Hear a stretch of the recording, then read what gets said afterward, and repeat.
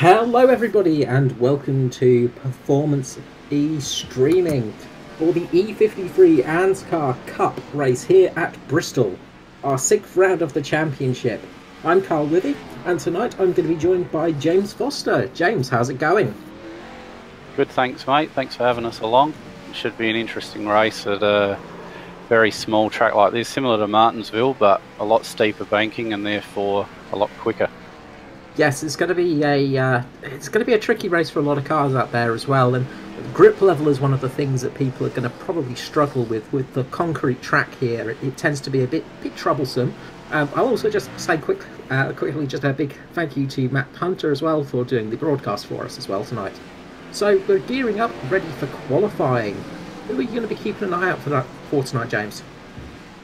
As usual, I mean, looking at the practice times now, it's looking like Jason Martin is looking very quick, but Ryan Jones is right behind him and so is Josh Micklemore. So yeah, it's going to be tight. I mean, it's not a long lap here, it's only just over 14 seconds.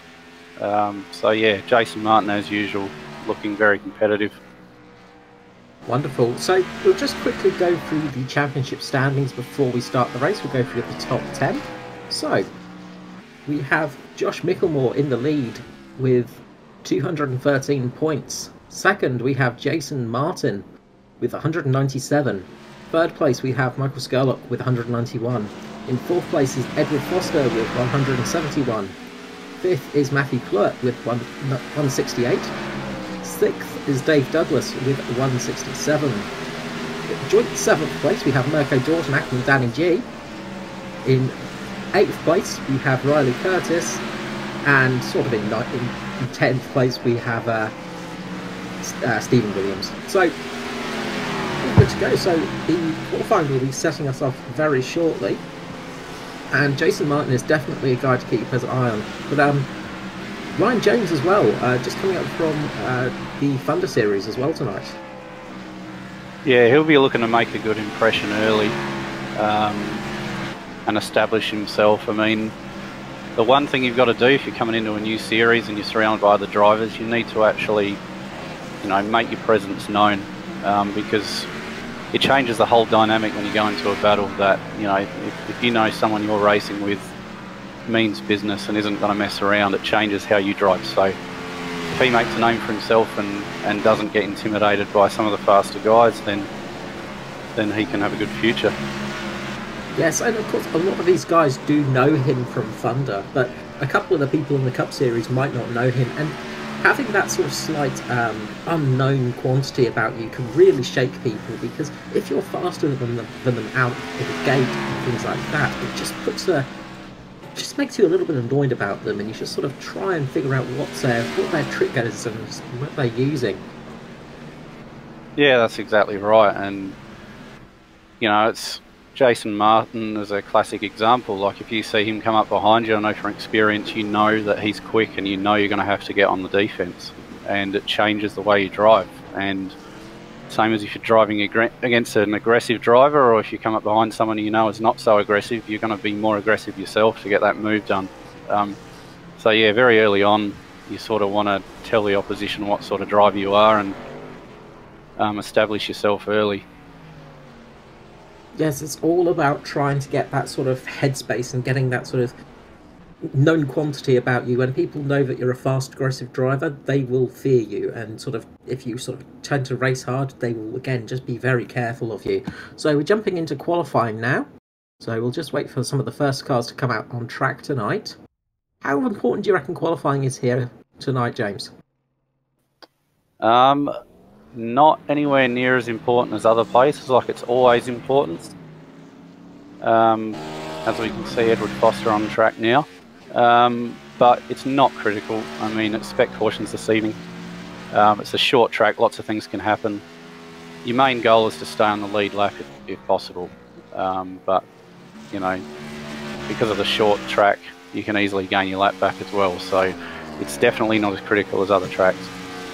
That is one of the things that is famous about the bull ring, is there have been people that have gone sort of 7 laps down at some points and managed to get back to the lead lap, because it is just such a short track. Being a half-mile oval, it is tiny, and it's it's such a strange place to race at as well, because it's a full concrete track. We're going into night time now. The evening is approaching, so temperatures are going to start dropping. So people are just going to have to be a bit wary of the grip levels out there, and a lot of people in practice were losing that grip.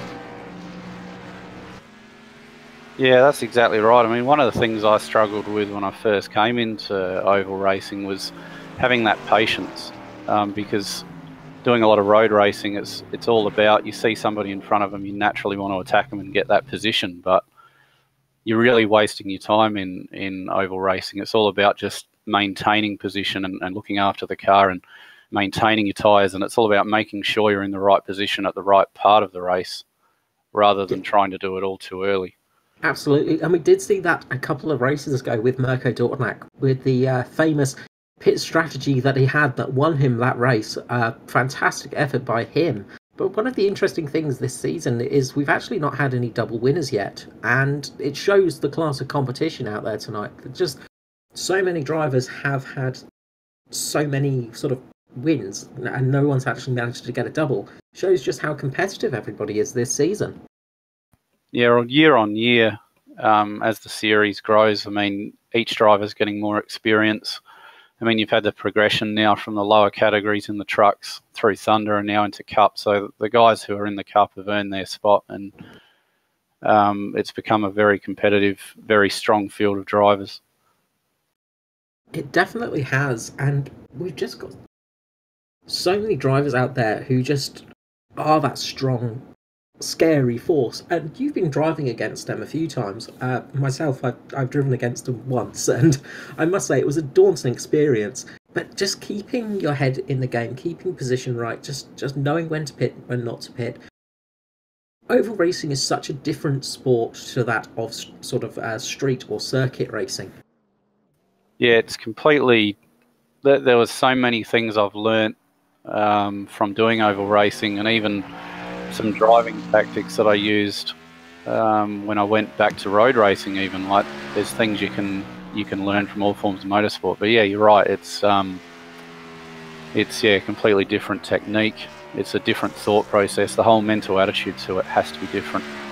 Yeah, so we've just got Skurlock out on track now, trying to set his fast laps. So Mirko Dortnak is the current leader, but we'll see if Skurlock manages to get past him. And wait for the timing screens to update, and he does indeed. Nice lap there of a 14.138. So a very good lap there by Michael Skurlock. Yeah, he's actually the first driver to go quicker than his practice time, so he'll be pleased with that, because he probably wasn't able to get that lap straight off the mark in practice. He would have had to build up to that speed, but to get that lap early is a good sign for him. Yes, and now we've got some other drivers coming out onto the track, it seems, so we'll try and keep an eye on them. I think James Robbie is just coming out on track right as we speak, so he's going to be coming out for his fast lap. But another thing I wanted to talk about here is one of the strange things about this track is you actually get 2 pit lanes. Because the track is so short, there are actually 2 different pit lanes that they use in this race. If there's a safety car period, the safety car means they actually have to drive through both pit lanes, so neither driver gets an advantage with their pit lanes. James Robbie there just losing the back end a bit, looks like, as he crossed the line. Yeah, he'll be disappointed with that. I mean, once you do that, you sort of, hopefully he hasn't got any damage. Once you do that, you sort of ruined it. Yeah, and it does scrub off a lot of speed, and indeed he has dropped quite far down the order. Not that far, obviously, because there's only a few qualifiers out there, but he has managed to make a speed a little bit faster than Jackson Callow. So not a terrible lap there for James B. I'm sure he won't be too happy with that. Looks great, but it didn't cost him too much time by the looks of it. Yeah, he's 3/10 off pole, so I mean, you'd expect once the whole field has got their lap in, he's most likely going to be well down the order, because the top guys, at least the top 10, will be within a tenth or so, I'd say. Yes, but do you reckon the drivers here, some of the drivers here, are just waiting for the temperatures to slightly change, possibly as the evening goes on? Yeah, it's difficult to say. Obviously, the cooler temperatures is going to work in your favour, but I mean, being this late in the evening, I can't imagine it'd change too much. and the track's probably evolved as much as it can from practice and doing just the 1 lap run. So they're pretty much they know what they're driving on. They know what they're going to end up with. So it's just a matter of trying to get the speed early in the run rather than building up to it. I mean, they've got to just nail that lap when they do it. Yes, and we've got Dave Douglas out there now, who's just hit the wall as he crosses the start-finish line. He did manage to get 1 lap in before that put him ahead of Callow, but that second run just caught the edge of the wall, and that spun him around. Unfortunate there for Dave.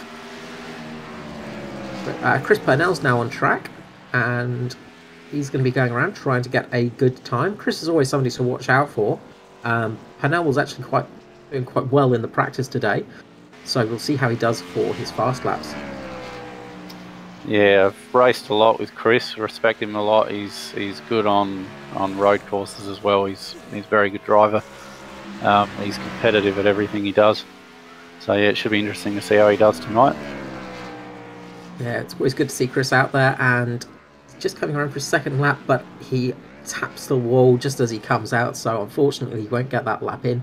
So he's down in 6th place currently with a 14.4, and just going up ahead of him now is actually Riley Curtis, and we've had Ben Doherty go out as well. Ben Doherty's actually up there in 4th, so it seems times are coming down a little bit possibly, but we'll see what happens. We do have Jason Martin on track as well, and he's going around to set his lap now, so it'll be interesting to see where he sits. Yeah, this is likely going to be the benchmark for the guys to aim for. He's very good at qualifying. He always seems to find that last bit. So yeah, he's already done a 14.001. And he has gone fastest. So yeah, that's certainly a benchmark for the guys to aim for. Yes, that is a fantastic lap there by Jason, and he is always good on that 1 lap pace. He is just somebody that is just always able to bring it out on the car. So with Danny G now, so we'll just see how he goes. Josh Mickelmore, sorry.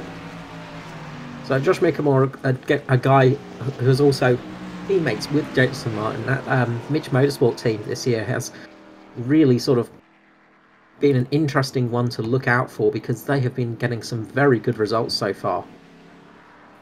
Yeah, I mean, the toughest thing for the guys qualifying as well is, I mean, that in iRacing, in online racing especially, being fixed setups, you're constantly looking at yourself and how you can improve. So it's different to a lot of other real life motorsport where car setup comes into it. You may not have as good a car as the other guys. That's almost a guarantee.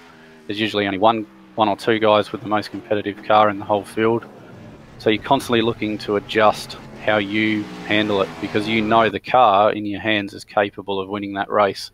So you're constantly looking to adjust your style, look for weaknesses in your opponents, study what the good people are doing, and any sort of loophole you can get, because you have the car to do the job. It's just a matter of being able to do it. Yes, we got Matt Danson on track, and he is putting some relatively slow laps for himself. We'll just see if he sort of gets him there. I think he's actually just coming through to finish that one, but no, it looks like he'll be starting down in 16th place. While we were talking though, Josh Mickelmore, Danny G just got up in 2nd and 3rd place, with Matthew Klug getting up into 6th. So a few of the drivers are coming out late, and it looks like the later you come out, the faster it goes. Stephen Williams actually just proven that, just going into 4th place. What a great drive for Stephen Williams. Yeah, that was a great lap, and as you can see, that earlier time from James Robbie is dropping him down further and further, and also with Dave, who had the accident. So yeah, it's going to be very tight in the top group. So we'll just run through the starting order for this race. So in 1st place we'll have Jason Martin. Alongside him will be Josh Mickelmore. 3rd place will be Danny G, with Stephen Williams in 4th. Ryan Jones in 5th, with Michael Skurlock in 6th. Matthew Cluett in 7th, with Ben Doherty 8th. Mirko Dortinac gets 9th. Riley Curtis in 10th, with Edward Foster in 11th. Chris Purnell in 12th. James Robbie managed to get 13th in the end. That early lap really did drop him down the order. Dave Douglas 14th. Jackson Callow 15th. Joshua Carroll Walden 16th. Matt Danson 17th. Norman Clark in 16th. Roger Clark in 19th, sorry, 18th, Roger Clark in 19th, Kai Sloggett in 20th, Jake Maloney, Jason Williams, and Dwayne Briggs did not qualify. So we'll jump to the cars as they're starting to form up. Just bear in mind, Carl, that Matt Danson and Roger Clark both have to start at rear of grid, penalties from the last race. Yes, sorry, I'd forgotten about that. Yes, so yeah, from last race, some racing incidents, Roger Clark and Matt Danson both got penalised. Matt Danson for an incident towards the end of the race, so they'll be starting down the order a bit. So we'll get gridded up and get ready to go really from here. So should be an interesting race. The drivers have been sort of struggling out there quite a lot. I think tyres are going to be something that people are really going to want to sort of keep their mind on, and tyre protection, it's an important thing on oval racing, isn't it? Yeah, 100%. They're not going to know until they start going out there. I mean, hopefully they've practiced running side by side with other people. A lot of the teams do that to see how the high and low line are working. But yeah, they most likely haven't done an extended stint, especially in practice. They may have done some stuff on their own and tested, but yeah, together in this particular session they've only had the practice, which was 2 hours, which a lot of them don't do all of. So yeah, until the race starts, they don't know what they're in for completely. They've got an idea, but yeah, it should be interesting. Yeah, it's going to be an interesting race for sure, and hopefully we'll be able to get some green flag running. So the pace car is leading them round currently, and it will be shortly dropping off of the racing line, and then Jason Martin will be taking us away.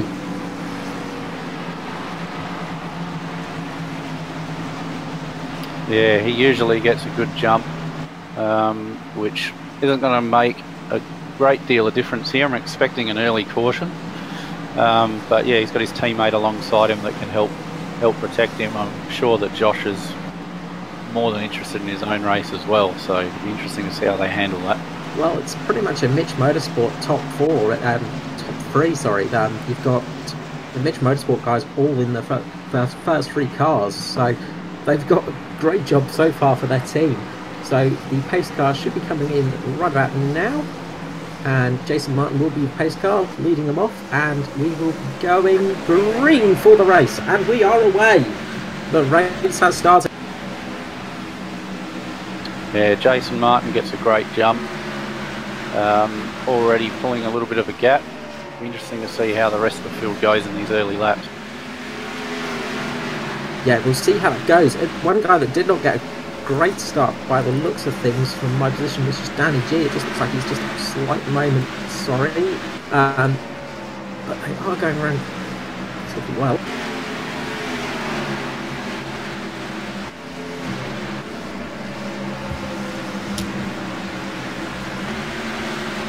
And sorry, just some interruptions there from my end of the things. There's a group of cars there. You've got Edward Foster with Ben Doherty directly behind him, and also Chris Purnell. They're running side by side. Everyone's just sort of finding their feet now.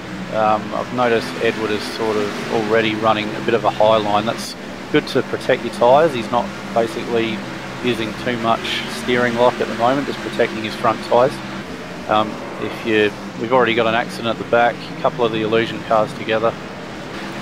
But it has not brought out the yellows as of yet. It does look like Mirko Dortmund might have been in that issue there. He got very close to, sorry, not Mirko Dortmund. Mirko Dortmund there. He got very close to actually tapping the wall on the pit road entry. He managed to avoid it by the looks of things. But it hasn't brought out the caution, which is very good news for the driver. Yeah, already got Micklemore and Jason Martin pulling away from the field. Danny G a bit further back, but Ryan Jones is holding his own so far. He'll be pleased with that. I mean, he's just got to hang around in that top group, stay out of trouble, and anything can happen. Yes, that's it. Anything can happen here. It's one of those tracks where if you have a problem and things don't go quite your way, you can actually get back there quite quickly. So hopefully we won't see too many accidents, but if there are, it's not a death sentence on this track. Yeah, they've spread out a bit more than I thought they would, actually. You've got a bit more of a battle there earlier in the field. You've still got Ben Doherty racing side by side. But yeah, for the most part, they're sorting themselves out. They're actually nearly making contact there. Yes, just with Danny Jones and Ryan Jones. Sorry, Danny G and Ryan Jones. They're just almost making contact. They're very close together, some of these guys, and they're just pulling away from the rest of the field at the moment. Yeah, I'll be interested to see what Josh's attitude's going to be. I mean, obviously you always put yourself first, but they started Mitch Motorsports this season. Jason came on board, but at the same time, he's got his own championship to worry about. Everybody's who's in a team, yes, they're looking out for the best interests of the team, but at the same time, you have team members to benefit yourself, especially on super speedways and everything like that. You're actually looking to increase your competitiveness. I mean, Jason Martin's proven he hasn't needed a teammate to be very successful so far, but one of his challenging points was having to take on multiple cars on the super speedways without anyone as his rear gunner. So, Josh is looking quite competitive there, but he at the same time will want Jason to know that he doesn't want to be second all year. So yeah, it'll be interesting to see how he handles it and whether he is really going to take the fight to him. Yes, and that's it. When you're teammates, obviously, you do play team games. Oh, and there's just contact down the back with Riley Curtis and Matt Danson. Just a small bit of door banging there, just as we're going through the race. But teammates, you need to make sure that you don't sort of lose to them too often. You want to make sure that you let them know that you're not willing to lose a race for them. Yeah, well, it happens where one driver establishes themselves and it knocks the confidence of the other one, and it just snowballs. The momentum goes with them and it just keeps going. And you've got to try and stop that confidence. Otherwise, yeah, it just keeps getting worse. So you have to keep that pressure on and prove that you don't want to just be a number two of you.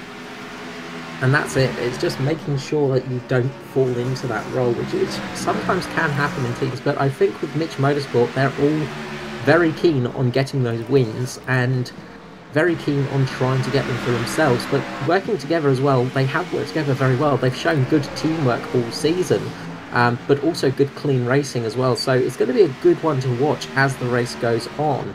I'm just watching back here at Stephen Williams and Michael Skurlock, Matthew Flowett and Michael Skurlock, and they're having a great battle down here in... Caution out. Caution, yes. Unfortunately, first caution is out. And we'll try and figure out who was the cause of that one.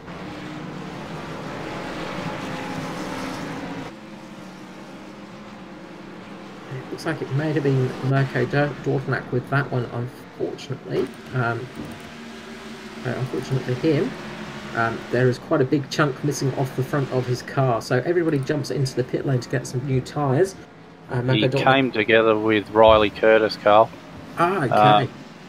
Yeah, basically went up the track, touched him and slid back to the inside wall. So unfortunately, yeah, he's completely crumpled up the front end of his car.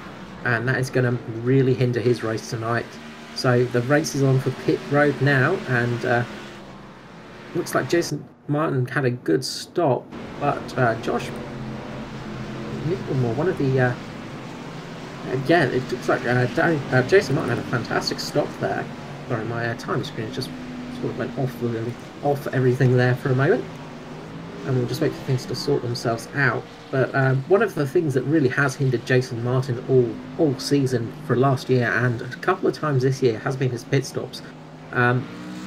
And it's one of the areas where he is looking to improve, and it's a scary thought to think that Jason Martin needs to improve with the amount of wins that he has. Yeah, I've watched quite a few races, and I was staggered at how many mistakes he was making coming into the pits. Like, there was one race where I think he slid too far forwards like 3 times in a row. Yeah, I couldn't believe it because he's obviously extremely quick. He's extremely talented. He's won a lot of races, and something as straightforward as that, which is very tricky. It can easily happen. But yeah, just from someone of his caliber, you just don't expect it. Yeah, but if you can iron that out of his repertoire, for want of a better word, yeah, it's one less thing that his opposition can try and take control of. That's it, one less chink in the armour for him, which is something that we would be great for Jason Martin, but not great for the season, because he could just run away with it if he has that opportunity. Just with the pit stops, though, it is a very hard thing to get right in iRacing, because you're going into there, and these cars, of course, don't have ABS brakes or anything like that, so it's very easy to lock up as you're going into the pit box. You've got to try and work out exactly where to stop. It is a very hard thing to do, and the drivers that get it right can really gain quite good positions from it as well.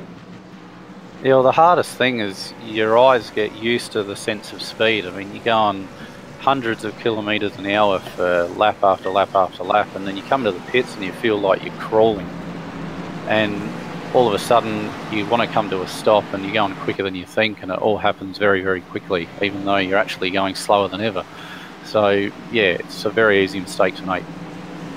Indeed, and the cars are forming up 2 by 2 behind the pace car now, and we're going to get ready for that restart. So Jason Martin will lead them away, and he's going to drop the hammer anytime now, and there he goes. It'll be worth watching Danson here, because he's made considerable places already, and he's up to 10th, so he's going to continue making places. He's always got speed. He is. He's somebody that has a lot of speed, but can sometimes fall into the trap of making some silly mistakes, unfortunately. Yeah, and sometimes they're self-inflicted. I mean, his penalty that put him on the back of the grid was completely needless. So like, he's got unquestionable speed and ability, he can win races, but unfortunately he's told the rest of his opposition that he can get easily flustered. It's the sort of thing that in a fixed series where you're looking for any loophole in your opponents, you don't want to be telling everybody that when the pressure gets too high, you're going to potentially do something silly. Just to cut you off there, James, Edward Foster just took a rather big smash to the back from Joshua Carroll-Walden. Just coming through the corners, Joshua Carroll-Walden just got into the back of Edward there, and just a little bit of damage to JCW's car, but didn't look like it wasn't a sort of super heavy impact, but it's just one of those taps that it's so easy to make on these tracks because you're following so close to each other. Yeah, well, Edward's doing what he usually does. He sticks with that lead group. He remains calm. That's one of his strong traits, as he always remains calm behind the wheel, which is what rewards him with his consistency, which has brought him up close to the championship fight every single time. We're just on board with Danson here, and you can see Joshua Carroll-Walden and Edward Foster up ahead. He's just keeping out of trouble, just keeping with the pack. That's all he has to do in these early stages. There's a long, long way to go. And the sort of wheel work that he's using as well, he's sort of just very, very easy on the steering wheel. It's not that sort of choppy, quick changing with the steering wheel. And that's the sort of thing that keeps the tyres fresh and gives you speed as well. Yeah, that's right. I mean, if you try and push the car too hard, you're going to ask too much of your front tyres, and then once again it's that snowball effect. It just makes everything worse. As you see the cars get further away from you, it encourages it to push harder, which then creates your tyre problem worse again. So it's that patience that the best drivers have. Yes, and see here currently the high line seems to be the line that is working best, and side by side Matt Danson and Joshua Carroll-Walden are going now, and it looks like Matt Danson's just got his nose ahead, and he's just going to chop up the track and try and block Joshua Carroll-Walden off. He's just stopped because GSW was just a little bit too close that time, but now he's managed to make that move, and he's now going to start trying to get past Ed Foster. A pretty hard thing to do sometimes. He can be quite a good quick driver, but a bit of trouble there for one of the who was that? Sorry. That was Kai Sloggett. Ah. He's got quite a bit of damage there. Thank you. Yeah, you can see a couple of cars are already starting to look second-hand. There's a few cars out there that have got battle damage, but luckily we've only had one yellow flag thrown out so far, which is always a good thing. It's always good if you can keep the race moving. But we've got a really good battle now for 8th and 9th place between Foster and Danson, so this should be a good one to watch. Yeah, I've been tracking that. Danson's definitely trying to get himself up into that leading group and into contention. He's being quite aggressive at the moment. I think once he gets into the top 5, which I think he has the pace to do, that's when he'll sort of hold station and just make sure he's in that group till near the closing stages. He doesn't want to cook his tyres too early, as you've highlighted. Otherwise, yeah, he'll slowly drift back again. But so far it's been good. We haven't had as many cautions as we could have. I mean, it shows that the drivers are of a very high calibre. They're doing a really good job. Yes, it's nice not to have as many cautions as we did at Martinsville. I'll say that for sure. But Danson there is just doing some great driving. He's really working his way up the field, and he is just he's getting some really good times out at the moment as well. His current best time is just a couple of tenths off that of Jason Martin in the lead, and he's fighting through just packs of cars as he goes. So a man we haven't mentioned for a little bit of time is actually that man Jason Martin, and he's coming up to lap cars now. Of course, this half-mile oval is obviously going to start lapping cars quite early on. But Jason Martin is just doing a fantastic job out front. He's just putting in great lap times. Lap after lap, he's starting to drop a little bit of pace, but he's very equally matched with his teammate, Josh Micklemore. They're setting lap times almost to the 10th identical. Yeah, the hardest thing with Jason is he's always got pace, and when you're behind him, you want to push to keep with him, and then before you know it, you've destroyed your tyres, and then he runs longer than everybody, and you wonder how he does it. So he's most likely look after his tyres just through his natural driving style, and he's pulling away at the same time. But yeah, if you qualify well like he does, he just makes the whole job a lot easier. Yes, it does. It always makes it easier when you're starting from the front, because there's less likely to be somebody spinning in front of you and causing a wreck. At the moment, the guys are pretty equal on pace. There's not much difference between first to fourth, pretty much. They're all pretty much on it at the moment, and traffic is starting to become a bit of an issue now. We're starting to get cars sort of every lap. We're going to be lapping a sort of 1 or 2 cars. And this is where mistakes can happen, of course, because when you're coming up to a slower car, you have to know if they're going to go low, if they're going to go high, and sometimes that can be a real issue.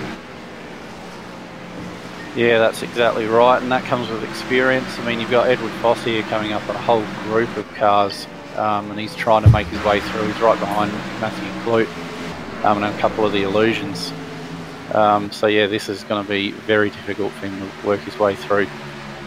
Yeah, and it's a hard job as well, because oval racing, it's not like road courses where, you have the blue flag come out. You can still race, you're still racing to keep ahead of the guy in front behind you. Even though you're a lap down, you still want to race to try and keep in front of that person, because you might get a chance later on in the race to get back on that lead lap. So there's always racing going on, even with cars that are sort of a lap or 2 down. Yeah, that's right. And it's another thing that's unique to this style of racing. You don't get that in any other sort of racing. There's blue flags, as you said, and the lap cars aren't really involved. But because this can change so quickly and those lap cars can feature again, it's good that everybody's in the hunt. Yes, it does look like Edward just lifted off a little bit there as he was just going through the corner. He's just having a real hard time just getting past the 54 there of Matthew Clerk. But of course they're racing for position while racing this traffic, and that just makes it even harder. Just check the order again, and Matt Danson's up to 3rd.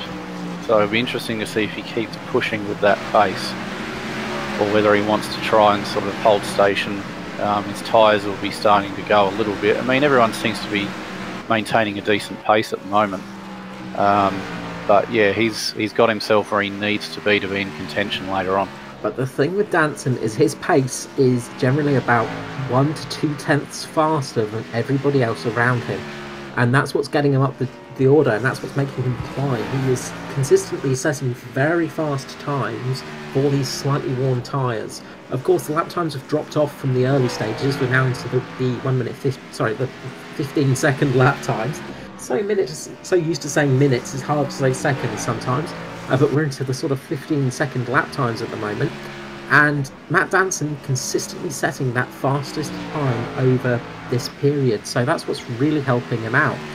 Now, of course, this is where you can start thinking about tactics, because if this race runs green for the rest of the race, which is a possibility, if you stopped somewhere, say nowish, or stopped now and there's a caution thrown out a lot later, you could start making up some good positions. Of course, you could lose them. And this is where the strategy of oval racing comes in. It can be a very risky thing. It's a very risky thing to do, and there's a risk-reward system for it.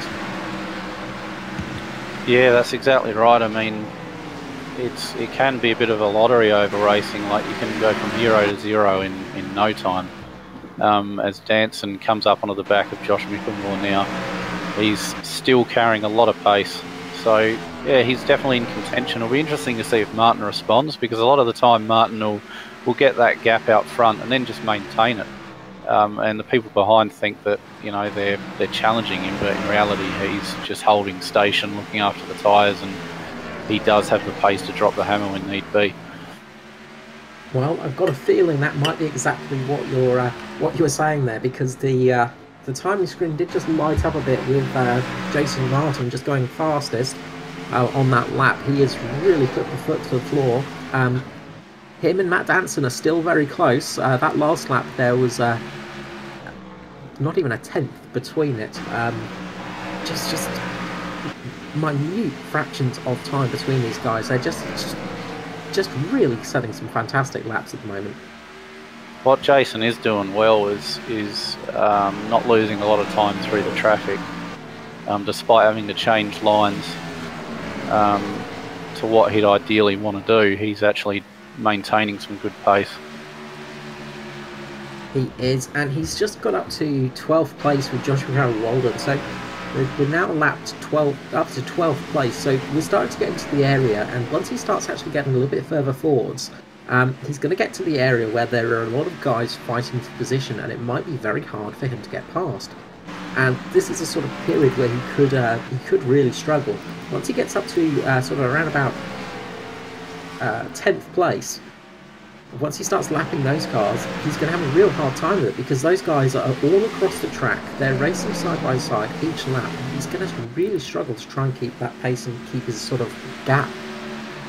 Yeah, a lot of the time, not so much in oval racing, but you come up behind a battle like that, or behind a lap car, and it's a good time to make your pit stop, where you can determine your strategy based on the traffic you're coming up against.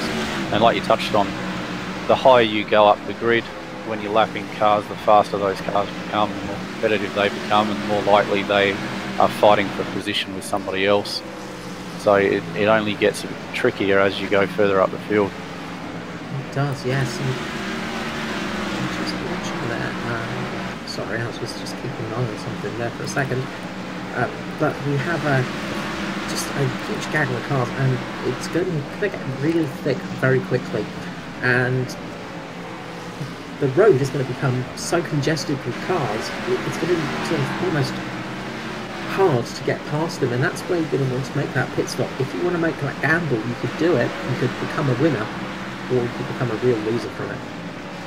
Yeah, well, they've potentially got a 1.5 seconds advantage to work with if they do pit. I mean, at the moment they're running 15.5 seconds per lap. Early on, we were in, like, Matt Danson got pole position with almost a flat 14.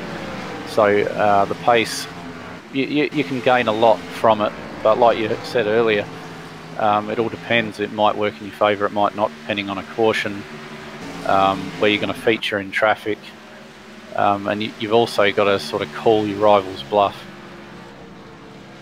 Yes, and that's it. And with Matt Danson gaining like he is right now, he's actually gained a lot of time on Jason Martin. With all the work he's put through those tyres, somehow Matt Danson has managed to keep those tyres fresh enough he can actually challenge and start taking the pace to Jason Martin. This is going to be one heck of a battle. Yeah, he's been the quickest car on track since the beginning, and like we were discussing, like qualifying isn't critical here, and I mean we're only early in the race, and he's right up with the leader, so it's been a brilliant drive so far. He needs to maintain his composure. He does, and he needs to make those left cars work for him right now, because he's really going to be struggling, because Danson's just right across the back of him right now. There is nothing between these two, and Danson's actually just going to the high line as we speak and putting it right in the middle there. He thinks better of it, which is probably the better idea, but he has just got round Jason Martin. And Matt Danson has managed to pull it off. He's just got round the side of Jason Martin, so just what quite a heck of a drive by Matt Danson there. He was really just got this track sorted out, it looks like. Yeah, whatever he's doing is working for him, that's for sure. I mean, he's being very aggressive. I mean, he could have sat behind Jason for a few laps and sort of picked his spot, but he's not hanging around. He's obviously got a strategy that he's working to, and he's just going for it. So, no, it's been really good drive so far. Yes, he's really just doing his best tonight, and the times are just dropping now. He is about 10th faster than Jason Martin on that last lap alone, and he's just really putting the speed in now. So that's going to be a thing to really, it's going to get into Jason Martin's head, actually, the fact that Danson's managed to be so quick tonight. Yeah, well, Jason's used to just, you know, having the advantage and pulling away from the field, and it was looking like that early on, but yeah, he's definitely got a race on his hands. I mean, this has happened frequently throughout the season and even in the other categories. Danson does have the pace to challenge Martin, and there aren't many drivers who do on out-and-out pace. It's just Martin just keeps on, even when he has an off night. You know, he lost to Maloney in Martinsville, but he was right there in second, whereas Danson threw it all away. So that's the sort of thing that wins you championships.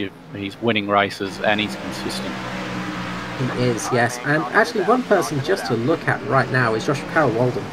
Well, we have a caution that's just been thrown, so caution flag has just come out. So maybe a bit unfortunate for Joshua Carroll-Walden there, although he just did make a stop. So I wonder if he will jump in again for another stop.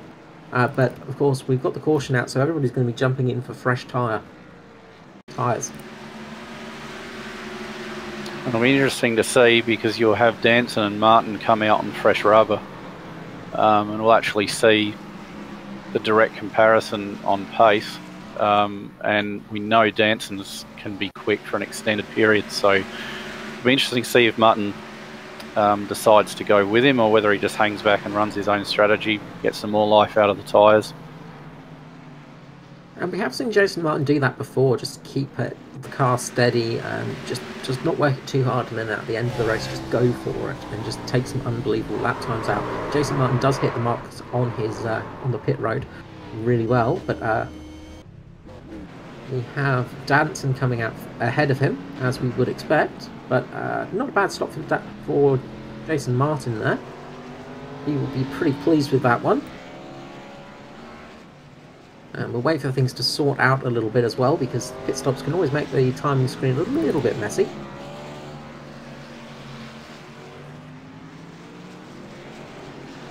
But yeah, the person I wanted to talk about was actually Joshua Carroll-Walden in that last stint. He is just pitting again, actually, because he had just come out on fresh rubber. He had pitted and just gone onto fresh rubber, and he was incredibly fast. He was really setting the pace.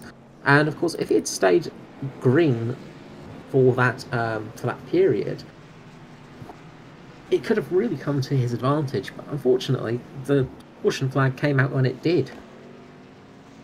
Yeah, so often you get that scenario where somebody's putting in sort of a drive that isn't in the limelight, and you know, if everything goes their way, they'll come straight up into the lead group and people will be singing your praises. But you know, a lot of the time you try something and it doesn't work, and yeah, nobody ever knows about it. No one knows how good a drive you did, so it's just the nature of it.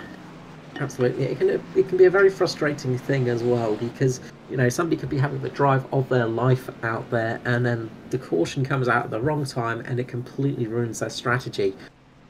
And it's one of those things that can be absolutely heartbreaking. A bit like mechanical failure, of course, you know, internet failure for sim racing is one of those unknown factors that can just come into a race and be a variable that you can't account for. A real annoying thing sometimes.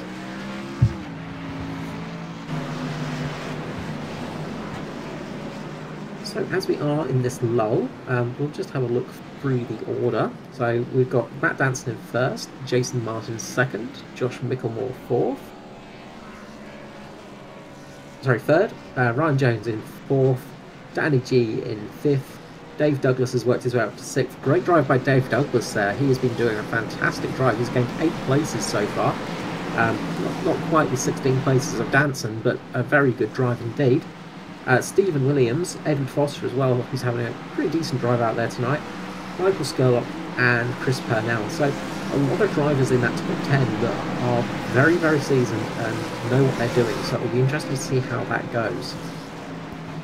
Yeah, as Danson makes a great restart and pulls away from the field, and Martin runs with him with his teammate Josh Micklemore right behind him. You've also got Danny G making the move on Ryan Jones, so you're going to have all 3 Mitch Motorsports potentially behind Danson, but Ryan Jones holds that spot.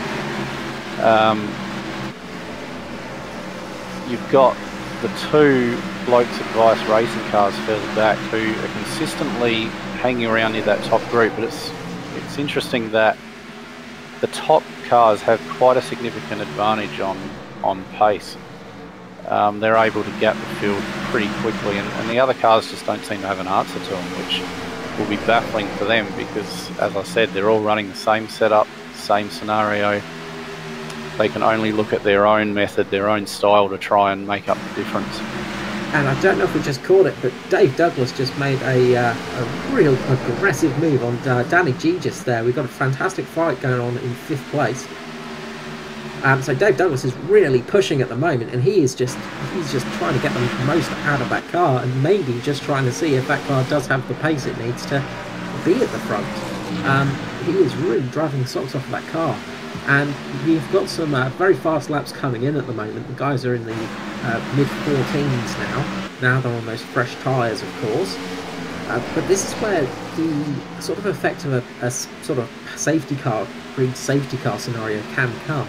You know, when the cars are all grouped up like this is sort of danger zone. You need to just ease out a little bit. You need to wait a couple of laps to just let everything settle, and then just start your attacking sometimes.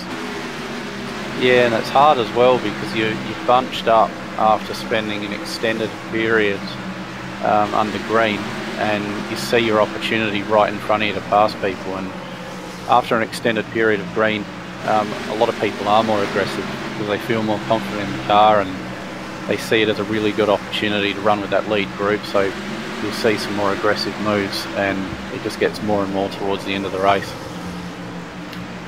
Yes, yeah, they're really doing it. And one thing I would question though is with those 2 Blokes Advice racing cars down there in 6th and 7th, Foster and Douglas, sometimes I know that they do run to sort of like a target time. They try and keep to a sort of pace that they can keep their tyres going a bit longer sometimes, working it out in a strategic way. And sometimes they're not the fastest cars out on track during the race, but come towards the end of the race, they just start rocketing away and climbing right up the order. We've seen that many times with those guys. Yeah, they're actually quicker now than they were in the first part of the race, the first stint. They're holding on to Danny G quite well, and you've got Martin and Danson and Co up front who aren't disappearing to the distance quite as much as before. So maybe there is a bit of pace in reserve. I think out and out, Danson and Martin are pretty well untouchable on new tyre pace. But they can feature because anything can happen on a short oval like this. Yes, and one other guy to mention as well, sitting there in fourth place, is Ryan Jones, MUT tonight, doing a fantastic job in the Cup car. Of course, the Cup car is very different from the Thunder Series car. The big changes as well, because these new Cup cars are, of course, new this season as well. So there are a lot of different things to get used to this car. But the season's settled in rather well. Maybe he's done some good testing, things like that. But he's holding on to the back of Josh Mickelmore, which is a hard task sometimes. Yeah, it'll be interesting to see if he can maintain that pace later in the stint, because we know Martin's going to hold onto his tyres well. He doesn't seem too bothered by dancing, getting away into the distance a bit. It all depends if Ryan's got the pace over a longer distance. Yes, and as you say there, Matt Danson is just pulling out a big lead at the moment. He's 1.6 seconds ahead of the rest of the pack. And sometimes this can be a mistake, of course, because you start wearing away your tyres a little bit more, you start using them up a little bit quicker. But Danson has shown that he's managed to keep pace with those tyres for a long time. So it could, of course, if the caution comes out in the wrong time though, it's gonna make him pay. And if he sort of gets caught back in the midfield again after this run, I can sort of see the red mist descending on Danson, and hopefully we'll see a great charge back up the field. But it will be interesting to see what happens later on in this race. Yeah, well, once again, Danson showing good pace, but in the championship he doesn't feature in the top 10, so he needs to start getting some points on the board. Yes. Whereas Martin does not need that, and neither does Mickelmore for that matter. They're once again in the top 3, the pair of them, as they've been doing throughout the season, and yeah, they don't need to win this race, whereas Danson definitely does. Yeah, Matt Danson is currently sitting in 18th place in the championship, with only 124 points, so quite the way down for him, and he's got quite a climb to make, because there are quite a few people ahead of him who've got a lot more points. Of course, one of the other features for this year is there are a couple of drop rounds, so of course he could use those poor performances earlier on in the season, drop them for some better performances later on in the season, and this might be where he's trying to make his season turn around for him. So it's that's right. And with those drop rounds, I mean, somebody like Jason potentially has a lot more to lose. Like, he doesn't have a lot of bad rounds. A bad round for him so far this season is like 2nd place. So he potentially has a lot of points to lose from the drop rounds, whereas Danson, like you said, not so much. So there is still a chance. I mean, the whole goal for these guys is to make sure they're in the top, is it 5, Carl, to get into the chase? What was the top 10 for the chase? I might be wrong. Having to run back to the season start. Yeah, so that's the goal for these guys. Once they get into the chase and they can actually go for the ANZCAR Cup, that's what they're all aiming for. So consistency is critical, and like we touched on about Blokes Advice Racing with Dave and Edward there, they're going to be, I believe, in that group, because the points difference between the top places and the lower places is not much. It's 2 or 3 points, and they can keep the consistent run going, which a lot of the other guys don't do, and they can be there in that group, and with any luck they can still be in the running to get that cup. Well, that is the thing. Like last year with Edward Foster, of course, he came 2nd in the championship without winning a single race. He was just consistent through the whole year, just Mr. Consistency, and of course he would have loved to have won a race. I'm sure of that, knowing him personally, and I'm sure you know him quite well, James, being his brother. But the fact is, he's just so consistent and so good at keeping those sort of top 10 finishes, and that's what keeps him in the hunt for the championship. Last year it almost paid off for him. If Jason Martin had a poor race at the end of the year, he could have become champion. And this new system is going to work well for Foster, because of course if he has a slightly bad race where he finishes it out of the top 10, he can just drop it out and get some better points on the board. And I do expect to see him and Dave Douglas sort of in that sort of, at least in the race for the chase part of the championship. Yeah, all he's lacking is just that out and out pace that Martin seems to have at every round, because he's constantly trying to chase down. You know, he's on the back foot from the outset. At not all circuits, he's right on the pace at some circuits. Then other circuits, Martin is always there. And then when you're constantly trying to work harder than Martin, it's a totally different environment. You can overdrive the car. You can put more pressure on the tyres. You can have more pressure on yourself, and it just makes the job harder. And you know, Martin is an extremely difficult person to get on top of, because he will just keep knocking out those wins, and if it goes wrong for him, he still finds a way to get in those top 3 or 4 positions. Yes, and that's it. Edward Foster is Mr. Consistency for just scoring points. Jason Martin is consistent for winning races, and it's an odd season indeed to have Jason Martin with, I think it's just the one with no wins so far this season in the Cup. You know, he's really hunting that win down for this season. Matt Danson, of course, has managed to get 1 win this year for the Cup, but Jason is still trying to find his win for the for this year's his first win for this championship, and it hasn't really showed any much in the points, because of course he's still sort of in the sort of top area of the points, because he's just been consistently in the sort of top 5 finish places, and he's just such a hard person to beat. He's very frustrating almost. I don't think there's any almost about it. Yeah. One thing I did want to actually talk to you about in this race is with gear. The items you own for iRacing, for sim racing, how much of a difference do you think it is to have sort of better rig, sort of better setup, things like that, over a sort of more regular setup of, say, just a sort of standard steering wheel, as you say, with force feedback, things like that? And you've got some people out there with full rigs that will actually turn with the cars, things like that, and VR and all that kind of stuff. Does that make much difference for drivers, do you think? I believe it does, but not so much in lap time. I mean, what you're creating with your particular setup is a greater sense of immersion and putting yourself in the car. I mean, yeah, there's a few guys. Chris Purnell was one of them. He runs VR, and he definitely rates it as he feels more in control of the car and feels in the car, and it feels better for him. Whether that's actually gained him more performance, I'm not so sure on. What it can gain you is consistency.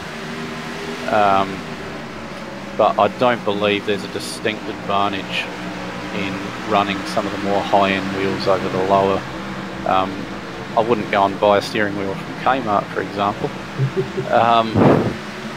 But yeah, provided you've got something, you know, Logitech onwards, you're going to be competitive, provided you're a good enough operator. Yeah, so that's something I did find. I was just using the Logitech G27 wheel myself, and managed to sort of get a very good qualifying performance in one of my first races. I think I was in the top 10, which surprised me completely, and surprised Edward Foster as well, because he was just in front of me, and I almost pipped him. But it was one of those things that you can get a feel for the car when you've got that force feedback. It makes a big difference. I would not recommend trying iRacing with just a standard wheel or a gamepad or something like that. No, exactly right. And as we speak, you've got Jason Martin coming up on some more lap traffic. There's actually a whole group of cars as he nearly scrapes the wall. I think he did actually there. He's come up behind Chris Purnell, and there's a whole group of cars battling together. So that'll cost him a bit of time to dance, and he might want to start dropping the hammer actually, just to keep some pressure on Danson. Whether he has that pace at his disposal. Sorry, the lap cars he's coming up to is 10th place down.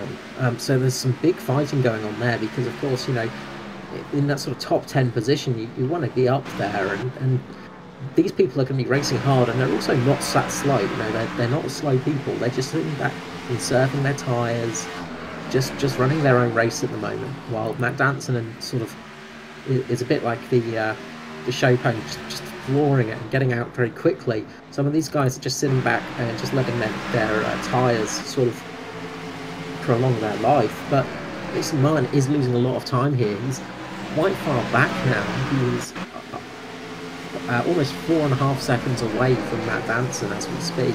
So he is losing quite a lot of time, and this traffic is not helping. What Danson's got though is you can tell just from the way he's driving, how he's entering corners, a supreme confidence.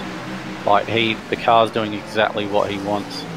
It's suiting him completely. Like he just feels completely in control. He has the confidence to just make those dives. He's not worried about the car understeering. He's just at the moment in his element, and it's all falling his way. So it's going well. It is, yeah, and he's just coming up there on 7th place man Edward Foster. He's just coming down to lap him. So just a quick drive, just supreme pace really. That's all you've got to say. Is from the start of this race he has just had it, and it can often be the case with Matt Danson where he just seems to have just pace when nobody else can get close to him. He just needs to turn that pace into results, and he needs to string a few of them in a row, because tonight's a perfect example of him having plenty of speed, but he's only going to gain a point, I believe, on Martin. I think they're only separated by a point between positions, so yeah, it definitely rewards consistency. It's not really a big gap that's going to emerge, and that's the thing. It's with Jason Martin just having those consistent sort of second place, third place finishes. He's just ensuring he's going to get himself into the title picture, and he's just having one of those drives where he is just sort of. He's not the fastest out there tonight for sure, but he is definitely not the slowest, and he's just that second fastest car. And sometimes you just get this sort of Matt Danson just running away for it, and then just Martin just sitting there, just waiting, keeping back, keeping everything steady and calm, and then all of a sudden, when the end of the race comes, he's up there and fighting for that position again. But we'll see how it goes from here. Obviously, if we keep getting green flag running like this, I'm pretty sure everyone will need to make one stop, possibly, to get to the end from when they pitted last. So we may have to have green stops in this run if it does stay green. Yeah, I was expecting a completely different race tonight, to be honest, especially after Martinsville, another short course which was full of cautions. I think the way this one differs is you're maintaining a constant speed. It's not the stop and start sort of nature that Martinsville was. That's called, it sort of can create the caterpillar effect, so to speak, where you've got all the cars closing on the apex. But yeah, everybody at the moment is running clean. Tyre life seems to be reasonable. Like, you don't see a lot of cars having any moments. If anything, longer in the stint, you can sort of see as Martin goes through the corner there, if anything, they're starting to get a bit of understeer. But the back end looks very planted on all the cars. Yeah, they're not really struggling out there too much. I was expecting a bit more struggle, but I imagine, well, the cooler conditions, of course, and it being nighttime now, the track's not going to get any hotter. It's just going to cool down a bit, and that's going to sort of just help tyres not get so hot, they're going to sort of not get too hot. They're not going to overheat, and that's where problems can occur, of course, because when you start overheating your tyres, you start causing yourself some real big issues. Yeah, that's exactly right. You start overdriving the car, you start inputting more steering lock to try and get it to turn, which only exacerbates the problem. Yeah, at the moment things are looking pretty good for them. Yes, and I just want to go back to something you mentioned earlier, actually, of Jason Martin just looking like he tagged the wall. Pretty much the whole race, it has looked like he's just been skimming the wall ever so slightly on the sort of on the front straight generally. He's just getting so close to the wall every single lap, and it was just consistently looking like he was touching it earlier on when he was in the lead. However, his driving style's changed now, and he's just giving that wall a little bit more respect and keeping away from it a bit more. So obviously he's changed the way he's driving the car at the moment. So that could be a reason why the pace has changed a bit into Danson's favour. Well, I think he's actually trying different things to try and match what Danson's doing. I mean, looking at Danson, he's been running the low line pretty consistently all night, which is sort of depends on the circuit, but a lot of the time, if you want to look after your front end, you'd run a higher line as you're using less steering input. But he's able to make the low line work for him, and I think Martin's trying a few different things to try and see what Danson's got in his pocket, like how he's able to continue to drive away from him. But I don't think he's got an answer for him at the moment. No, sort of as we look at the best lap times, Jason Martin does actually hold the best lap of the race so far. He has got the fastest lap of a 14.208. But Matt Danson's fastest lap is only sort of 0.91 off. You know, it's tiny. He's a 14.299, so it's just a minute gap between their fastest laps there.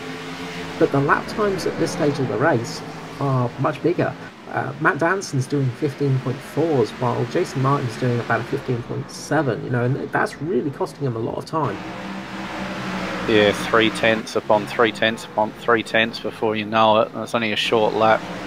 He's lost a second in 3 laps. As Danson tries to negotiate the traffic, and there was a bit of a collision there between the cars, so very easily something could have happened there as well. So you've got to remain aware of that when you're in the lead coming across these cars, because one thing's for sure, they do not care at all about your race. They have no interest, couldn't care less that you're winning. They're trying to get the best result they can. They're not looking for don't expect any favours. No, nobody will ever give you any sort of pity or any love out on the track, really. You know, people will be respectful, of course, but there's always that thing of you're racing your own race. And with oval racing, you know, be it with NASCAR or IndyCar, things like that, it is race your own race, and that's the thing. You've just got to race to your own performance. We've just got Dave Douglas, who I believe is actually pitted while I wasn't looking. He's actually just pitted, and you can just see how much faster the cars are on the fresh rubber. He is just obliterating Matt Danson. He is just pulling away from him, and he is the fastest guy out on the track. He's about 1 second faster than everybody else on the track at the moment. Another thing to keep an eye on is Josh Micklemore is keeping Jason Martin honest, and Jason did just tap the wall before, so I wonder if Josh will actually look to make a move, or whether he's just going to sit behind him. Yeah, it's going to be interesting to see here. I think they're getting into the point where they're going to have to start thinking about pit stops, because at the moment the cars that have pitted are just so much faster, and everybody sort of you're getting that ripple effect now of people starting to pit in response to other people. So we've got the pit stops back down from about 9th onwards. Everybody is starting to pit in, so quite a lot of people just jumping in the pit lane just in response to Dave Douglas, to try and sort of keep him from pulling away too much. And a lot of people are sort of quite a few laps down as well, so they're just pitting just to try and gain a couple of laps back, maybe too. Yeah, you're right about Dave Douglas. He's just driving around the other cars like no chance whatsoever. It's like his car's in a completely different formula. It is, and he's just going up just past Jason Martin right now, and just the speed of it is ridiculous at the moment. You can just see he's just able to go anywhere on the track and hold that speed, and Jason Martin just tags the wall again there, actually. Twice, I think, through those corners. Jason Martin's just tagged the wall a couple of times there, and he has lost quite a lot of speed on this lap. He is, I think he's starting to struggle on those tyres. Yeah, he's struggling big time. He's getting a lot of understeer. He's pitching it into the corner, and the front end's just not responding. He's going to have to, before he starts losing too much time, he's going to have to commit to pitting. Because he's probably waiting for a caution, but it's just not going to happen. Matt Danson is already 21 seconds up on Jason Martin. He's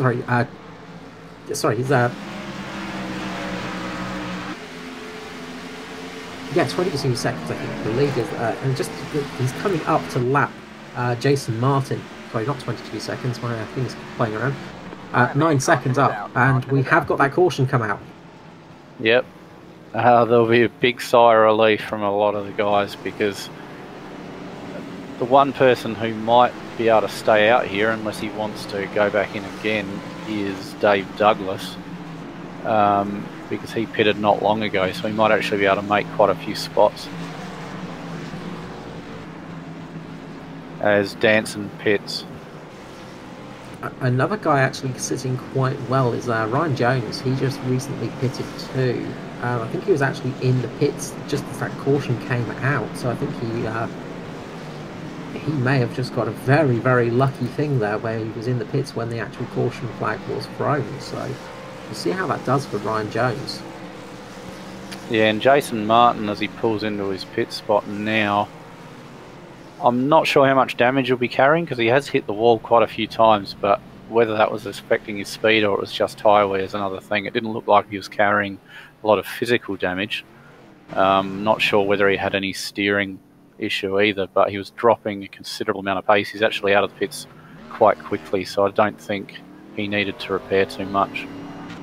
No, that is good for him, and it's just going to take a while for the timing screens to settle out, because quite a few people were making their green flag stops there, and quite a few people were really struggling on their tyres, so it's going to be interesting where people sort of end up, so to say, because Dave Douglas has actually jumped into the pits again, so he's back into the pit lane already,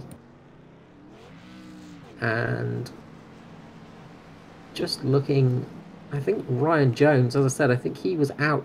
He was actually in the pit box when the yellow was thrown, so I think he might have got a very lucky moment there.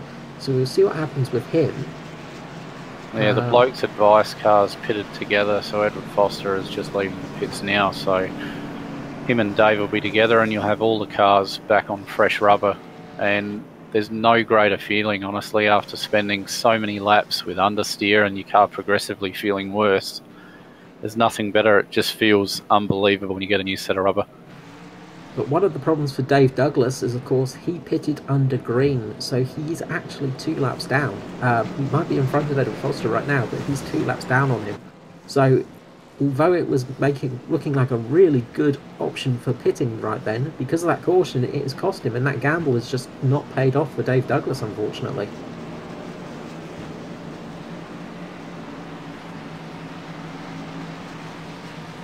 Did Danny G pit, or is Danny G has just pitted progress now? There? Right. Danny G's just pitted just then, actually. Yeah, it's just coming out the pit lane as we speak, so he just pitted.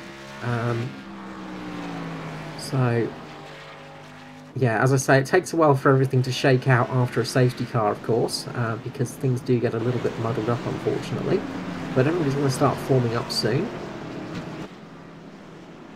And we'll be having a 57 lap sprint now to the end of this race. It's going to be probably a quick sprint to the end, but of course this is where mistakes can happen on this restart, because everybody's on fresh tyres, but they're all going to be hungry. Blokes Advice Racing have all their cars together as Danson makes a great start again, followed by Martin, followed by his teammate Micklemore, who looks like he may actually be keen to make a move. And you've also got Dave Douglas coming up the inside of Edward Foster there, but Edward is making the high line work for him. So he's able to maintain that position behind Danny G. But both of the Blokes Advice Racing cars are a lap down at this point. So really, you've only got the top group really in line for the winners. You've got Jason Martin there trying to keep a good pace with Danson this time round.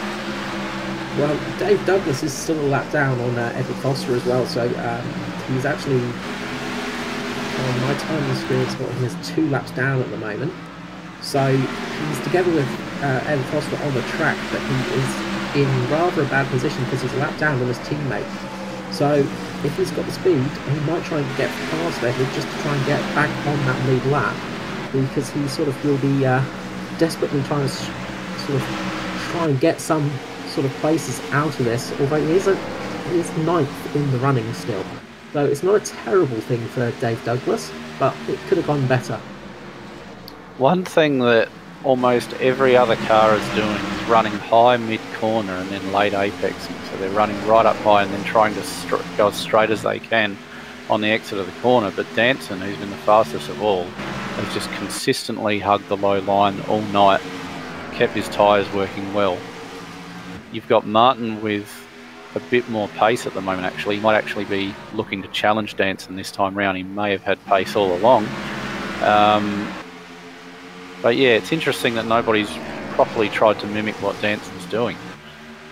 No, everybody is sort of doing their own line, but what's working at the moment is Jason Martin. He is really pushing that car and he's coming along very quick. He is consistently at least 0.2 faster than Danson, and he is really going well, but the lap traffic here might be his undoing, because he seems to want to run that slight high line, and when he's of course lapping cars, he's going to lose that speed, and you can see that now as Matt Danson's going to be setting a much faster lap than Jason Martin, I imagine. We'll see what happens on our timing screen. But yeah, Jason Martin just lost that big there because of the lap traffic. I think what might be the issue for Jason Martin is he's got his preferred line, which is quicker, but Matt Danson's line is quicker overall because it's where lapped cars aren't when they're going around the track. So Matt Danson can be quicker in the race when they're starting to lap cars, but Jason Martin is quicker on a clear track. Yeah, he did seem to be able to look after his tyres over a longer period though, Danson, in the other two stints, whereas Martin was really struggling towards the end of that last stint. But with only 44 laps to go right now, I don't think they're going to be worrying too much about tyre life, because there's not going to be much to hold on really here. It's going to go quite quickly as we're running towards the end of this race, and I think they're really just sprinting for it. I think if we manage to get these cars without any lapped traffic in front of them, I think Jason Martin will have the pace. But I think as soon as they start catching lapped traffic, Matt Danson's going to have the pace again, because he's just so good on that low line. And this is exactly what we were talking about earlier. So Danson knows that he's in for a race this evening. If he wants to win, he's going to have Jason with him to the end. So he's going to feel that pressure. He knows that it's going to be hard work. And it did just look, sorry James, it just doesn't look like Martin just tagged the wall again there, actually, just going across the start-finish line. It just looked like he tagged it reasonably hard, actually, and he's just dropped a lot of time. About half a second off Danson. So he did really just throw the car up into the wall, and it's just dropping him off now. He has just lost a lot of speed. Yeah, hopefully he can keep it going and make a race of it. Danson will be more than happy with seeing that. Yes, and that's it. When you see, you're not always looking in your rear view mirror when you're racing, of course, but when you do see your competitor just making a mistake, it does make you a lot happier. We see Mirko Dawson out there just nursing the car around the track. He's now quite a few laps down. He's 25 laps down, but he is in 16th place, so he's just out there to get some points, really. Been an unfortunate night for him. Yeah, well, it's such a mental game. Now Martin has made that error. All of a sudden he's under a lot more pressure. He can see the lap times ticking down. He knows Danson's quick. Now he's going to be sitting there praying that something happens with those back markers to put him back into contention. And Danson now will be feeling a lot more confident. He'll be sort of hoping that Jason did get some damage from that. But yeah, there's all of that going on with the pressure of being in those positions at this point in the race. You put so much effort in, you don't want to throw it away. As we have a car spinning down the inside of the track, Danson just went past it, so there may be a caution. We've not got a caution flag thrown out yet, so some good news, possibly for some, not for everybody. Yeah, I think we avoided it. So hopefully they got onto the infield and just managed to keep it sort of going, so that's some good news. So no big accident there, but this is just letting Matt Danson just run away from it. So just watching Jason Martin, as soon as he comes to lapped traffic, he just loses time.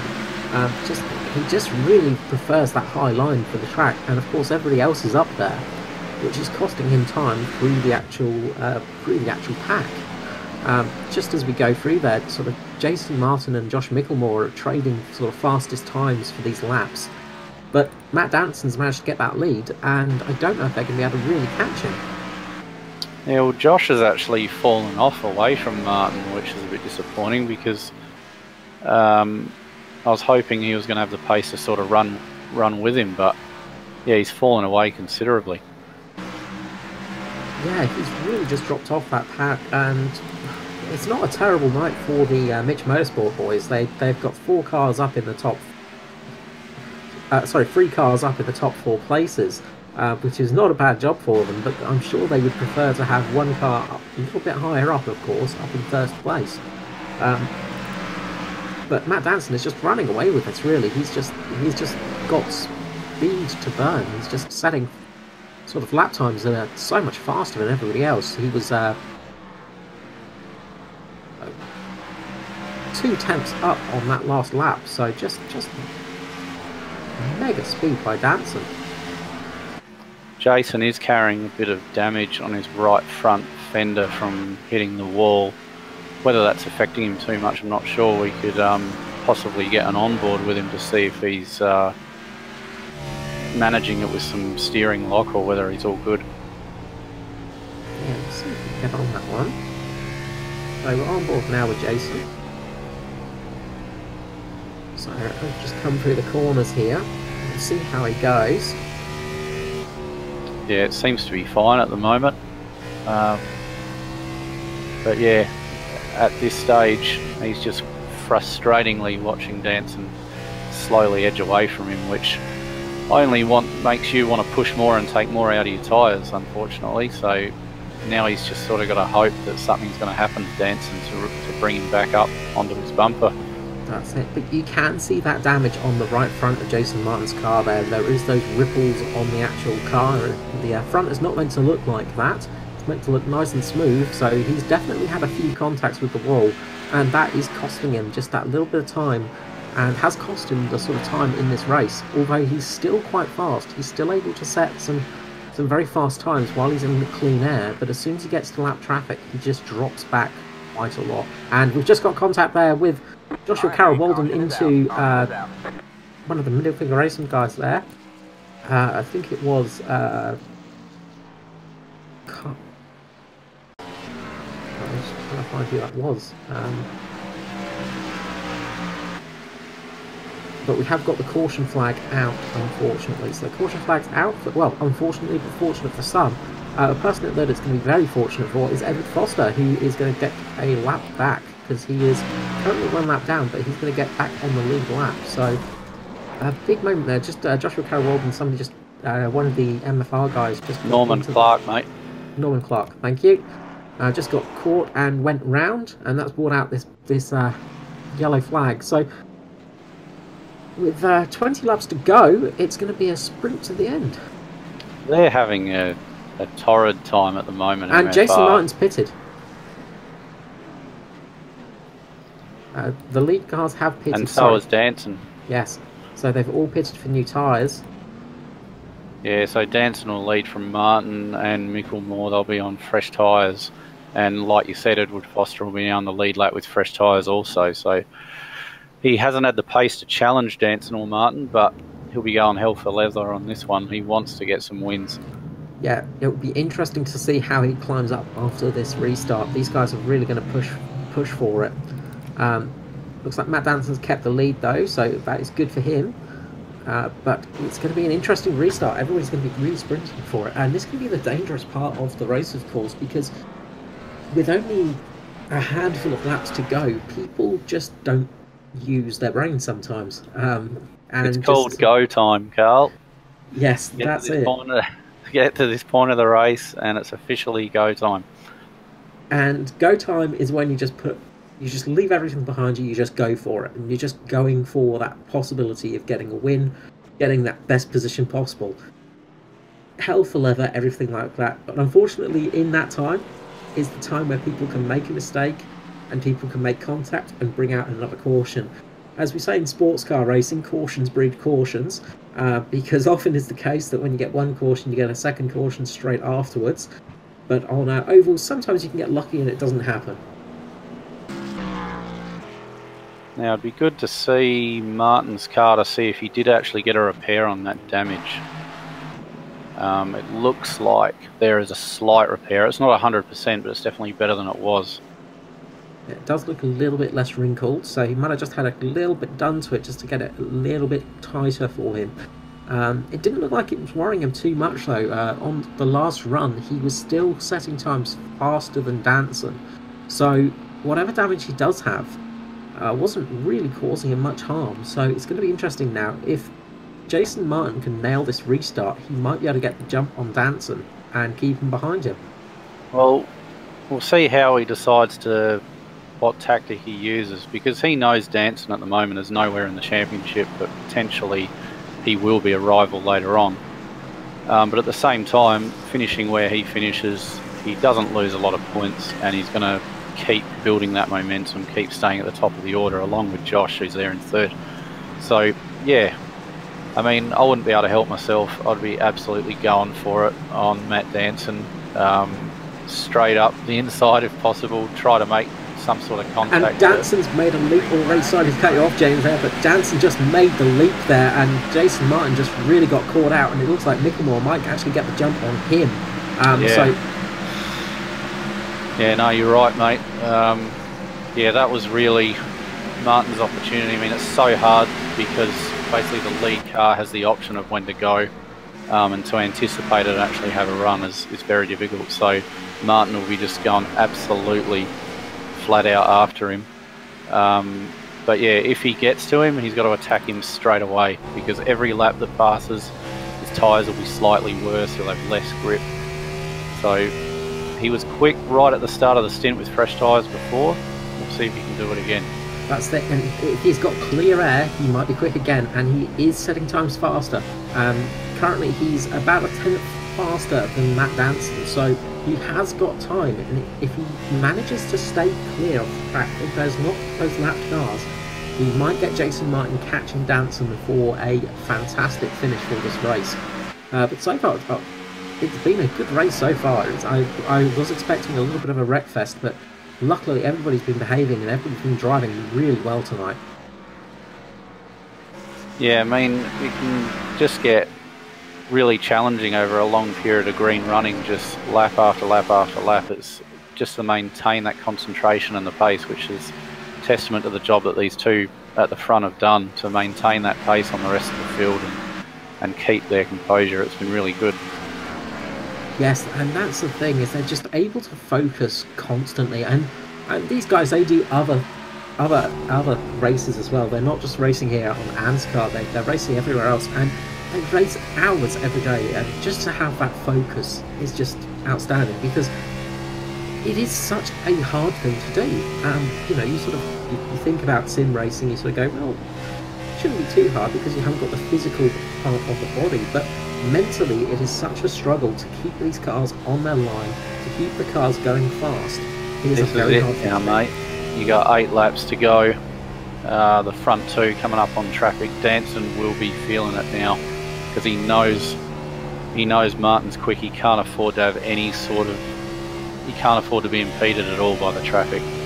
No, if he gets caught by traffic once on this run, he could be straight back into Martin's grasp. But as we've seen prior, Jason Martin has not run well in traffic. He's been faster than everybody else, but not faster than Matt Danson. So this will be a real challenge.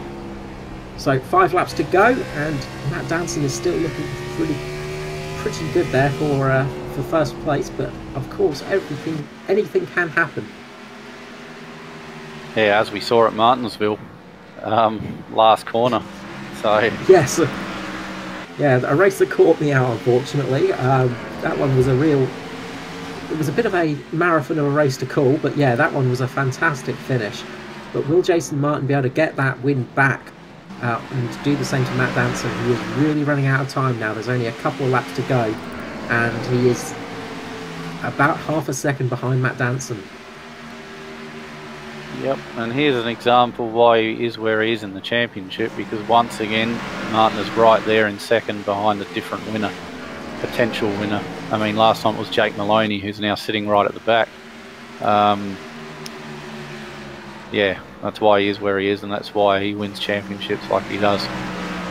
Yes, but it's looking tonight like it is going to be Matt Danson's night after a horror last week at Martinsville where he lost his head towards the end. This race he has kept his head completely calm, completely clear, completely focused, and he has just driven almost a perfect race. Yeah, as he comes around and it's all over. Checkered flag is out and Matt Danson is our winner, ladies and gentlemen. But Jason Martin finishes second, Josh Micklemore third, Danny G in fourth place, and then Edward Foster manages to get fifth place. A good result for Edward Foster at the end there. Another good result actually for Dave Douglas as well, who actually was in sixth with that green flag pit stop. It looked like it was going to really cost him, but it's actually didn't work out too badly in the end for him. So good finish there for the Blokes Advice Racing team in fifth and sixth. Seventh, we have Stephen Williams. Eighth, Michael Skurlock. Ninth on his debut is Ryan Jones. A great race for Ryan Jones there. Really great result, with Chris Purnell coming in 10th place. Yeah, this will be especially sweet for Danson because, you know, he got the penalty. He had to start from the back of the field and to still get the result. It's extra sweet for him. It is. He's going to be very pleased about that. James, I'll let you run through the bottom half of the field from 11th onwards. So in 11th, you've got Matthew Kloot. In 12th, you've got Joshua Carroll Walden, followed by Roger Clark, Riley Curtis, Mirko Dowdenack, Norman Clark, Ben Doherty, Kai Sloggett, James Robbie, Jackson Callow, Jake Maloney, Jason Williams, and Dwayne Priest. Wonderful, yes. So, as Matt Danson performs the celebratory donuts on the street there, great result for him. What we might do is grab our second place guy, Jason Martin, up for a chat. Jason Martin, Carwithy here for Performance E-Streaming. How are you going? Tired. That was hard work. One heck of a race there. It looked like you had quite a good car out on track tonight, but it looked like you were struggling a little bit at some stages because it did look like you just caught the wall a couple of times. Yeah, I hadn't tested more than about 15 laps, and after that it got pretty tight, and I put it in the wall a few times. So yeah, should have practiced more long runs. Well, it's something to learn for next time, but even so, managing to get second place without shorter practice, again, just one of those things that just shows you have that pace everywhere. And again, a really good finish for you and for the championship. Yeah, thanks, mate. Definitely happy with the podium. I didn't have anything for Matt, though. Yeah, we were watching that battle, and one thing I've just got to ask you, were you struggling with the traffic? Yeah, a little bit. Because it did look like with your line you were running, it sort of was the same line as a lot of other people, and when you were sort of getting towards the traffic, when you were in clean air, you were setting some really fast times, but as soon as you got to the traffic, it was starting to really show a little bit and struggle that little bit. So, you know, real shame there, but congratulations for that second place, a really good result. Cheers, mate. Always happy to survive at Bristol. Yes, and it was a relatively clean race tonight, which is a nice thing. Yeah, a lot cleaner than normal. Okay, Jason, anyone you'd like to give a shout out for tonight? I just got to thank the boys at Mitch Motorsports, BK Designs for sponsoring us, and of course you guys at Performance E-Streaming for putting on the broadcast. You're always welcome. Thank you, Jason. Okay, what I might do is, it does look like I'm just looking through the order there. So it does look like we got our winner there, and I might just grab him up for a chat. James, did you want to start off with Matt Danson? How are you, Matt? James Foster here. Congratulations. Thank you. I noticed during the race, like, you just had supreme confidence. You're able to approach all the traffic, just dive straight under brakes. It just looked like the car was completely underneath you, even throughout the longest stints. I noticed you were able to really confidently run with the low line, whereas a lot of the other cars, pretty much all the other cars, were running high and then late apexing. And you were making the tyres work with the low line. Was that something that you tested prior, and did you actually find that tyre wear was pretty good here? Yeah, I felt pretty comfortable, to be honest with you. Like you said, did a bit of running on the low line in practice, and I generally like to run low on most circuits where I can, unless you absolutely have to run up high. And yeah, I mean, I guess I was just smooth enough to keep them going the whole time and keep ticking it over. Like start of run, it's tough. The high line's definitely faster for the first 15, 20 laps, but I just sort of had to withstand that, and then after that it was smooth sailing. Yeah, I noticed Jason just early on in the stints when you were both on fresh rubber, the safety car would go and then he would be right with you, and 3 or 4 laps in, he'd actually gain on you. But then after that, you'd just stick to your line and he'd push harder and harder. And if anything, it was just making the situation worse, and he was collecting the wall a couple of times, which obviously would have made you really happy. And yeah, and then from there, it just didn't look like you had any issue with it at all. You looked in a class of your own. Yeah, cheers. I mean, yeah, exactly like you said. There was that sort of initially the first couple laps. I think it was like the first 2 laps. Bottom was real fast, and then the top would come in anywhere from like lap 2, 3 onwards, and then it'd be fast for 15 laps, whatever, and then then I'd be off from there. But I mean, I had a bit of sort of something to prove from the last race out at Martinsville. I felt like I dominated that one, had it in the bag, and some late race strategy sort of robbed me there. So I had to make sure that I, put this one, out of question. Yeah, I was looking at the championship and thinking, like, you have been competitive at plenty of the races. Obviously you're doing well in a lot of the other series. You're not in the top 10 of this one. I believe after this win you will be. But is that something you're gonna really be looking at now? Is that consistency? Because the pace is always there. It's just a matter of getting that result. I mean, Martin's going to be there every single time, so you have to get like you did tonight. You've got to just keep it going and knock his confidence. Yeah, I mean, yeah, I guess it depends on which track it's at as far as who's who's best and whatever. It's always a good battle. He's a great competitor. As far as the championship, I mean, obviously I missed the first race, got excluded from the most recent ones. So that's not helping with my points, but you do I'm not drop, however.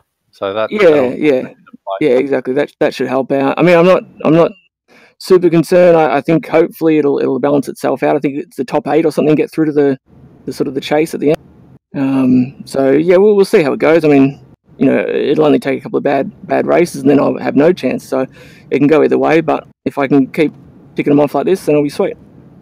Yeah, exactly. I mean, Jason Martin has more to lose if he keeps these results up. I mean, in terms of drop rounds, he's got more points to lose than you do. You've got a couple of bad ones there, but you can forget about those and focus on going forward. And I mean, that's the thing that's happened in the previous seasons. Martin has got out front, and he hasn't had that consistent challenge to keep him on his toes in terms of race wins anyway. So it'd be good if he could have a consistent competitor. Yeah, well, that's the plan. I mean, I'm tearing it up in trucks. Jason's doing much the same in the B car, so we're kind of a little bit here, a little bit there as far as those two are concerned. But I think so far in this one, in the races I've been pretty competitive to the point of like leading most of them. So we'll see how it goes. No worries, mate. Is there anyone you'd like to make a shout out to for this evening? Give a shout out to my Siltman Crowder boys. So Ashton, Braden, we're all familiar with them. It was actually a really good race. So shout out to all the competitors tonight. Unfortunately, they had nothing for me, but maybe next time. And of course, you guys for putting on the broadcast. I look forward to watching that. Hopefully, you talk about me heaps. And look forward to the next one. Yeah, no, you were mentioned, mate. Some of it you might like, some of it you might not, but see what you reckon. Can't wait. Cheers, mate. Thanks, Matt. Cheers. Matt Danson there, the winner of the race. So a fantastic job by him. So, well, things we learned from this race really is just Matt Danson has got the pace when he needs it, but Jason Martin has just got that ability to just stick up there and just be consistent. Yeah, that's it. Yeah, I'm just sort of hoping somebody can really put the pressure on Martin for the season, because unfortunately for everybody else against him, he's always there, and he's more than happy to keep coming in second to somebody different, because he'll win the championship comfortably. You can't forget about Micklemore either. I mean, I believe he'll still be leading the championship after this. But yeah, he's been consistent as well, so he'll keep the pressure on. But he also is another one who doesn't seem to have that out-and-out pace that Danson and Martin have showed so far. Well, that's it. Josh Micklemore does still lead the championship on 254 points, with Jason Martin on 240. They are out quite far from people like Michael Skurlock in third, Edward Foster in fourth. But with that win, Matt Danson has driven himself up the order. He's actually still only in 14th, though. So he's not come up to the top 10 yet. But he still has a big hill to climb for this championship. Yeah, that's exactly right. So the drop rounds will feature, and he's only got to get into the 8, as he discussed. But yeah, he's got to start putting the results together. He can't be doing what he did in Martinsville. That's just a waste of time. And you know, he's proven he's better than that if he keeps his head on straight, and you know, he needs to just keep the results ticking over. And that's it. And if he does, it's going to be a real challenge for Jason Martin. So we will start wrapping up the show here. So a big thank you to everyone that's watched. Thank you from me, and a big thank you to Matt Hunter, of course, on our video cameras. And a big thank you to James Foster for joining us tonight in the booth. Cheers, guys. Thanks, Carl. Yeah, it was a pleasure. Maybe do it again next time. Yes, and we will see you all for the next race.